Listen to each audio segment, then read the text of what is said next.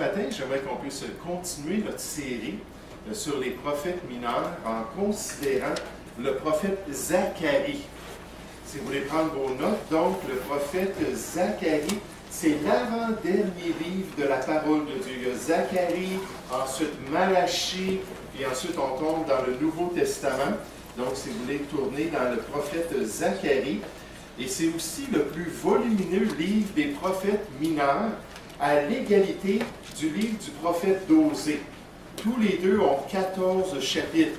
Si vous vous rappelez, les prophètes mineurs, en moyenne, ont 5,5 chapitres. Donc, on voit que ce sont les deux gros livres des prophètes mineurs. Et donc, Zacharie, c'est un de ces gros livres-là. Puis, un autre détail intéressant concernant ce livre du prophète Zacharie, c'est son style littéraire. Son style littéraire. Le livre du prophète Zacharie est un de 4 livres bibliques au style qu'on appelle apocalyptique. Un style apocalyptique. Maintenant, qu'est-ce que ça veut dire quand on dit qu'un livre a un style apocalyptique? Je vous explique cela. Un livre biblique à caractère, donc un livre à style apocalyptique, c'est un livre biblique à caractère très figuré qui décrit surtout les événements de la fin des temps.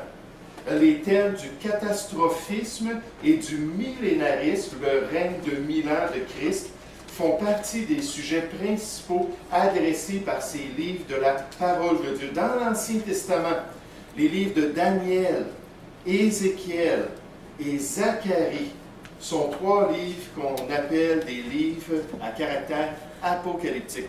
Ça ne veut pas dire qu'il n'y a pas d'autres sujets, ça ne veut pas dire qu'ils adressent seulement les choses qui parlent du royaume de Dieu, puis la fin des temps, puis du règne du Messie.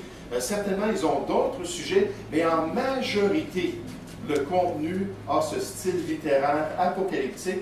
Et dans le Nouveau Testament, nécessairement, le livre de l'Apocalypse fait partie aussi de ces livres. Donc, on a Daniel, Ézéchiel, Zacharie, le livre de l'Apocalypse. Puis, il y a beaucoup d'autres instructions, beaucoup d'autres informations concernant la prophétie biblique dans d'autres sections de la parole de Dieu. C'est comme un grand casse-tête et il faut tout prendre les sections ensemble et mettre ça ensemble pour pouvoir avoir l'image du plan de Dieu.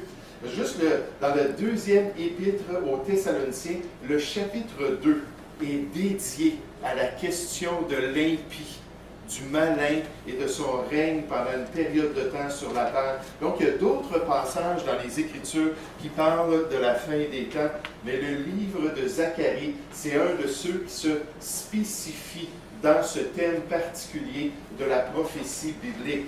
Maintenant, le nom Zacharie signifie Dieu se rappelle. Dieu se rappelle ou l'Éternel se souvient. Puis nécessairement, à la lumière du message principal de Zacharie, on voit que c'est peut-être prophétiquement que les parents ont été poussés à parler de cela. Malgré le fait qu'il y a 29 autres Zacharie dans l'Ancien Testament. Donc, ce n'était pas seulement cette famille-là qui réalisait que Dieu a une bonne mémoire. Il se rappelle des choses. Notre motto ici dans la province du Québec, c'est « Je me souviens ». Je me souviens de mon histoire. Je me souviens du cheminement francophone dans cette section-là de l'Amérique du Nord. Et donc, on a ça comme motto, mais je pense qu'en Israël, beaucoup pensaient de même aussi. Dieu se souvient de son peuple. Dieu se souvient de ses alliances avec Abraham, avec Isaac, avec Jacob, Israël. Il se souvient. Et donc, les parents ont décidé de lui donner ce nom particulier. Maintenant, à quelle époque est-ce que le prophète a servi Dieu? On estime qu'environ en 520 avant Jésus-Christ, c'est-à-dire à la même époque que Agé le prophète. Zacharie et Agé étaient des contemporains dans l'œuvre du ministère. En 520 avant Jésus-Christ, c'est-à-dire encore une fois pendant la période des Mèdes et des Perses, pendant ce règne particulier qui a été très favorable aux tribus de Juda. Vous vous souvenez quand je vous ai parlé des puissances mondiales, nécessairement les Égyptiens ont été une grande puissance avant les Assyriens. Mais les Assyriens ont conquis tout le Moyen-Orient, ont conquis une bonne partie du monde de l'époque. Ils ont eu un règne. Puis pendant le règne d'Assyrie, finalement, les tribus du Nord ont été amenées en captivité en Assyrie. Puis l'Assyrie a aussi travaillé avec les tribus du Sud, ont essayé d'envahir à quelques reprises Jérusalem, puis ont talonné les tribus du Sud. Mais ensuite, les Babyloniens sont arrivés sur la scène. Ils ont détruit Ninive, ils ont pris le contrôle de l'Empire, ils ont fait une expansion de l'Empire. J'essaie de trouver un verbe en français avec expansion, mais ils ont fait une expansion de l'Empire jusqu'en Égypte, presque jusqu'en Inde. Puis là, les tribus du Sud, eux, ont été emmenés en captivité par les Babyloniens. En tout cas, ceux qui ont survécu aux 3 tentatives de détruire la capitale de Jérusalem. Et là, les Mèdes et les Perses sont arrivés sur la scène. Ils ont détruit les Babyloniens selon les prophéties d'Ésaïe. Ils sont entrés à Babylone et ils ont réussi à conquérir cette grande ville-là, prendre le contrôle de l'Empire, établir les 127 provinces à travers l'Empire. Puis eux, ils avaient des rois qui étaient plus conciliants. Puis des rois qui étaient favorables au fait que les Juifs pouvaient retourner en terre promise pour rétablir Jérusalem. C'est pendant le règne des Perses que finalement Esdras est parti pour rebâtir le temple, Néhémie est parti pour rebâtir la muraille, et c'est exactement pendant cette période de temps que Zacharie a eu son ministère. Il a eu un ministère auprès des tribus du Sud, auprès de Juda. Dans le fond, dans le Nord, il n'y avait plus grand-chose, là. Mais dans le Sud, il y avait encore une partie du peuple, surtout les Juifs qui revenaient. 3 périodes du retour d'exil.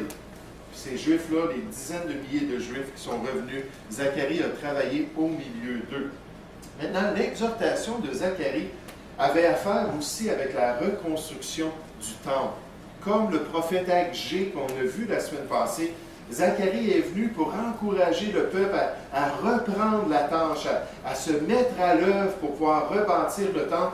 Et nécessairement, on a ici une image d'une maquette du temple d'Hérode. Le temple d'Esdras aurait été beaucoup plus petit et beaucoup plus simple, mais le temple d'Hérode que les Juifs devaient rebâtir. Regardez dans Zacharie, donc, le chapitre 1 au verset 12. Zacharie, chapitre 1, on va juste voir quelques passages dans Zacharie. Nécessairement, les 14 chapitres, on ne pourrait pas tous les survoler ce matin.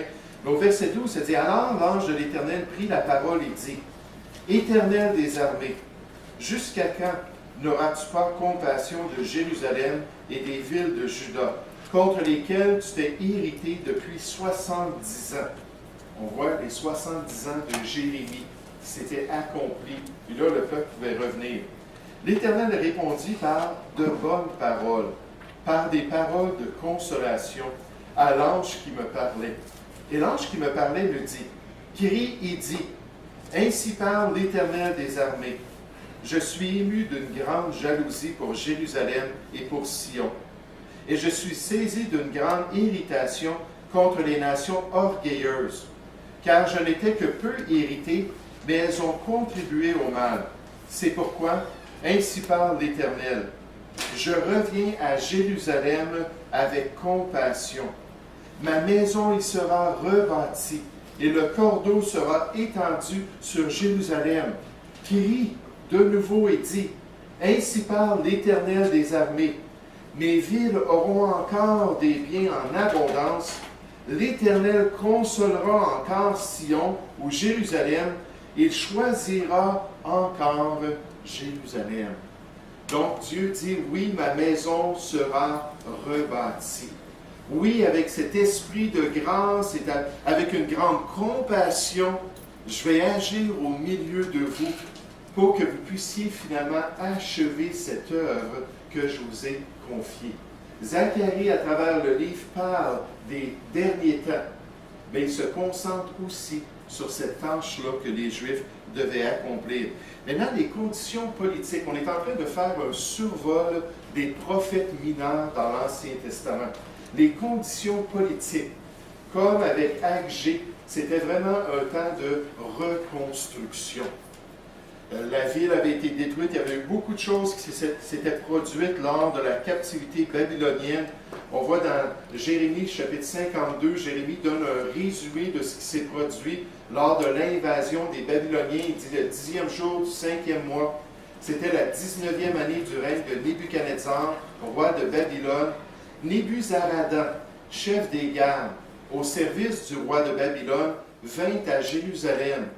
Il brûla la maison de l'Éternel, la maison du roi, et toutes les maisons de Jérusalem. Il livra au feu toutes les maisons de quelque importance. Toute l'armée des Chaldéens, ou des Babyloniens, qui était avec le chef des gardes, démolit toutes les murailles formant l'enceinte de Jérusalem. Lorsqu'il y a eu ce retour de l'exil, évidemment, il y avait beaucoup de débris. Les Juifs étaient au comble de l'opprobre, de la honte. Puis c'était un temps de reconstruction. C'est frappant parce qu'on voit qu'Esdras vient avec un groupe de Juifs et il travaille sur la maison de Dieu qui avait été détruite par Nebuchadnezzar. Ensuite, Néhémie vient avec un autre groupe de Juifs et il travaille sur la muraille qui avait aussi été détruite par l'armée des Chaldéens. C'était un temps de reconstruction. L'infrastructure de la société avait été détruite, le gouvernement, la vie religieuse, tout devait être reconstruit. C'était vraiment ça qui était la priorité pour les Juifs. Quelles étaient les conditions spirituelles? Il y avait un découragement au niveau du peuple. Vous vous souvenez, lorsqu'on a étudié Agé, on s'est aperçu que Agé, lui, soulignait le fait qu'il y avait de la paresse au milieu du peuple. Puis il y avait vraiment un désir personnel pour rebâtir sa propre maison, puis la rendre, l'envahir, c'est-à-dire mettre tout notre temps, toutes nos richesses, toutes nos économies pour avoir une belle maison lambrissante. Puis Dieu, avec le prophète Agé, a condamné cela, mais là, avec Zacharie, on voit sa compassion aussi pour le peuple. On voit qu'il comprenait ce qu'il venait d'expérimenter. Il comprenait qu'il venait de vivre des pressions. Puis Dieu, envers son peuple, d'une manière très compatissante, il cherche à alimenter leurs désirs.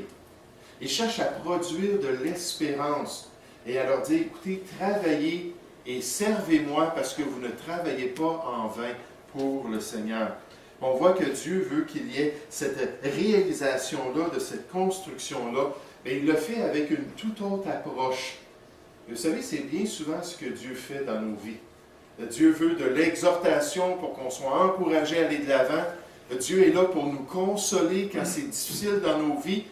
Des fois, il est là pour nous reprendre aussi. Il dit, hey, lève-toi, là, puis serre-moi, puis vraiment donne-toi à mon œuvre, puis offre-toi à Dieu. Et Dieu a différentes approches lorsqu'il travaille avec nous. Vous savez, c'est ça qui est merveilleux lorsqu'on étudie le ministère du Seigneur Jésus.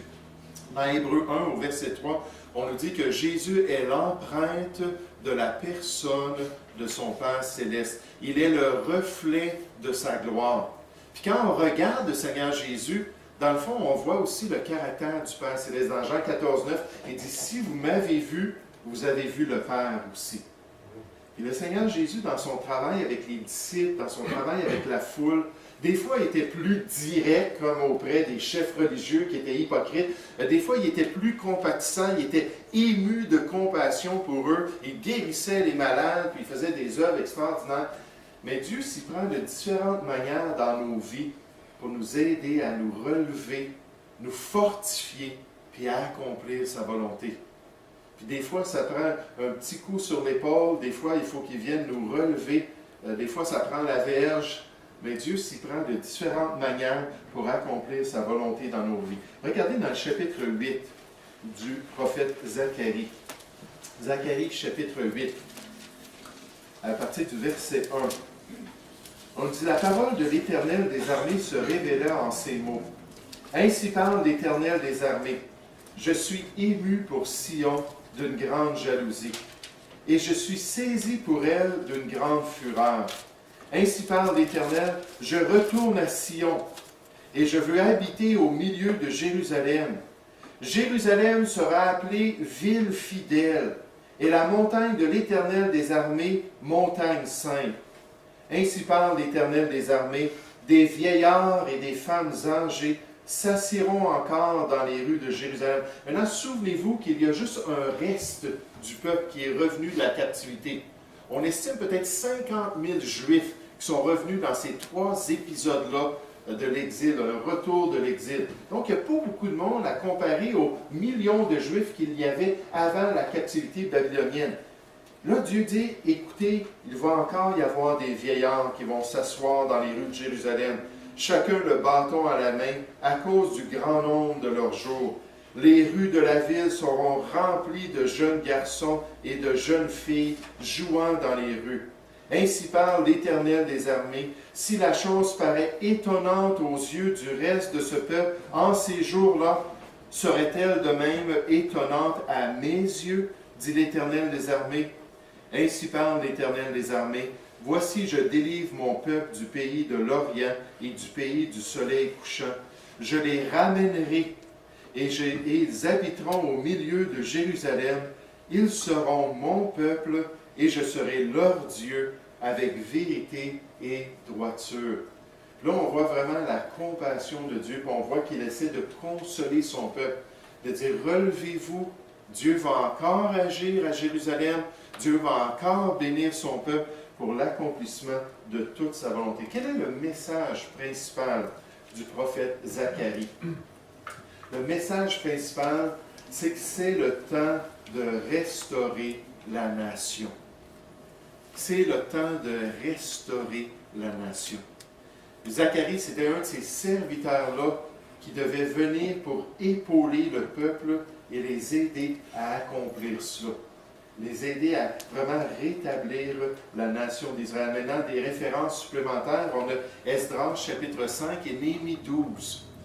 Et dans ces 2 passages-là, on voit des serviteurs de Dieu, des prophètes, qui sont là au milieu du peuple, soit pour la reconstruction du temple, si on l'a vu dans Esdras 5, ou pour pouvoir encourager le peuple à rétablir la nation. Ils avaient déjà, dans Néhémie, reconstruit la muraille. Vous vous souvenez, dans Néhémie chapitre 6, on a vu cela, et en 52 jours, par la grâce de Dieu, la muraille de Jérusalem avait été rétablie. Mais là, ce n'était pas tout. Il fallait qu'ils rétablissent le culte, il fallait qu'ils rétablissent la vie sociale, il fallait qu'ils rétablissent une obéissance au commandement de la loi de Moïse. Puis là, Néhémie était là, puis il y avait beaucoup de travail à faire. Puis il est là, puis avec les prophètes, les sacrificateurs, ils sont au milieu du peuple pour encourager le peuple. Vous savez, c'est la même chose dans la Nouvelle Alliance.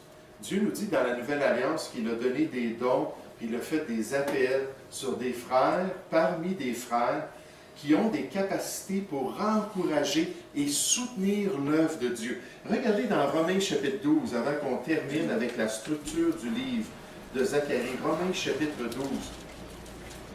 C'est important de comprendre, de saisir que l'Église locale, c'est un grand outil entre les mains de Dieu.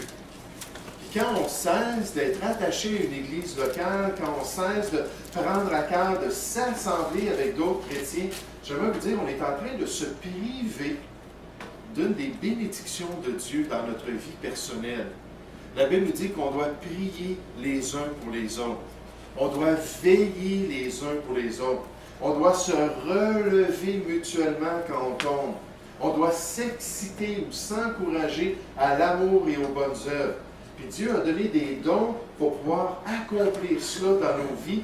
Puis grâce à ces dons-là, dans l'Assemblée, pour le bien de tous, à ce moment-là, on peut aller de l'avant pour la gloire de Dieu.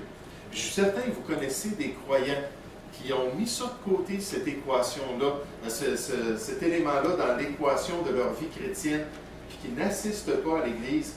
Et c'est bon quand on peut les rencontrer, puis qu'on peut les encourager, puis on peut leur dire, écoute, il n'y a pas aucune Église qui est parfaite. Si tu as été déçu, peut-être tu as été scandalisé, peut-être qu'il s'est produit des choses, bien, trouve-toi une autre assemblée. Puis assemble-toi avec des chrétiens. Parce qu'après tout, c'est l'Église de Jésus-Christ. Il a dit, je bâtirai mon Église. Puis grâce à cela, on peut vraiment grandir ensemble est en mesure d'accomplir ces dons-là que Dieu a préparés d'avance pour nous. Mais regardez dans Romains chapitre 12, au verset 3. Paul dit « Par la grâce qui m'a été donnée ». Le service chrétien, c'est un service par la grâce de Dieu. C'est toujours pareil. Par la grâce qui m'a été donnée. Je dis à chacun de vous de n'avoir pas de lui-même une trop haute opinion, mais de revêtir des sentiments modestes, selon la mesure de foi que Dieu a départie à chacun. À chacun. Car, comme nous avons plusieurs membres dans un seul corps, et que tous les membres n'ont pas la même fonction, ainsi nous qui sommes plusieurs, nous formons un seul corps en Christ, et nous sommes tous membres les uns des autres.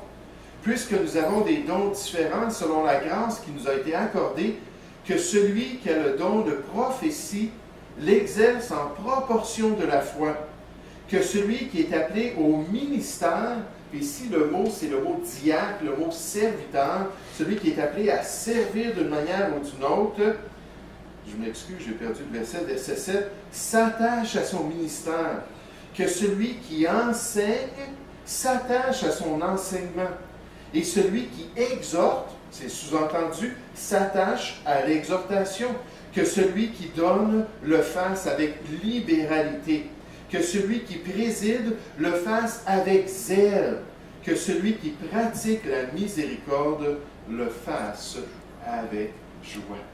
Il ne faut pas oublier le verset 9 dans tout cela. Ça dit que l'amour soit sans hypocrisie, ayez le mal en horreur, attachez-vous fortement au bien.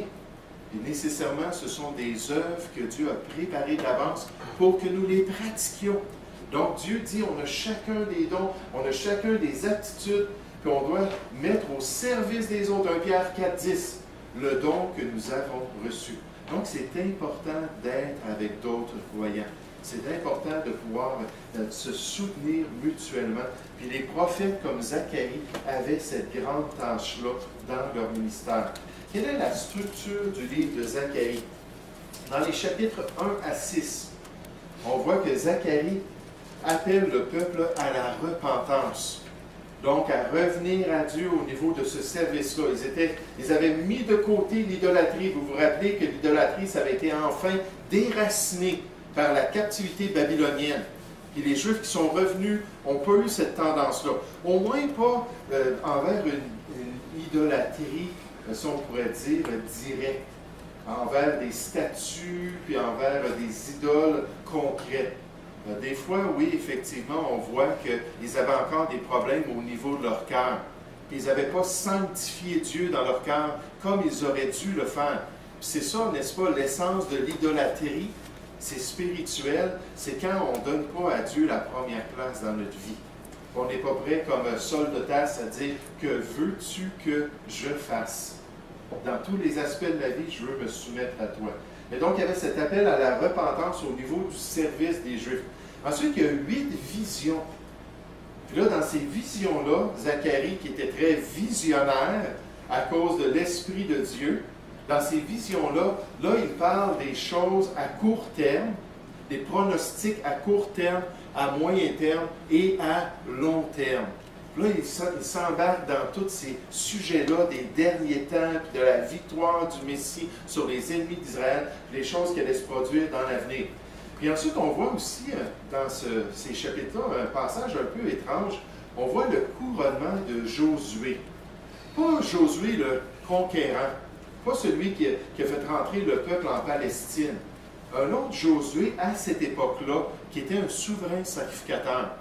Et les commentateurs pensent que Dieu se souligne ce rôle-là, ce couronnement-là de Josué pour dire, bien, écoutez, le temple, un jour, il va être rétabli.